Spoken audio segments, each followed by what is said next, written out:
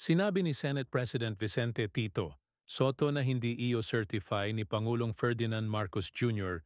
bilang urgent ang 2026 national budget upang bigyan ng sapat na oras ang masusing pagbusisi ng Kongreso bago ito aprubahan. Ayon kay Soto, nais ng Pangulo na sundin ang 3 araw na rule sa pagitan ng second at third reading ng budget bill, taliwas sa mga nakaraang taon kung saan pinayagan ang parehong pagbasa sa iisang araw. Ayawan niya ng shortcut.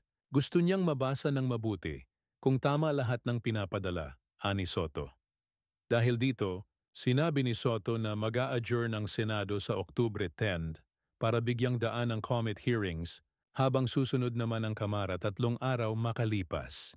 Dagdag pa ni Soto, iiwasan ng Senado hanggat maaari ang unprogrammed funds maliban sa mga foreign-assisted projects dahil ang naturang pondo ang ginamit umano sa mga flood control projects na iniimbestigahan ngayon dahil sa alegasyon ng corruption. Binigyang diin din ni Soto na hindi dapat maapektuhan ng mga balitang kuplot laban sa kanya ang trabaho ng Senado.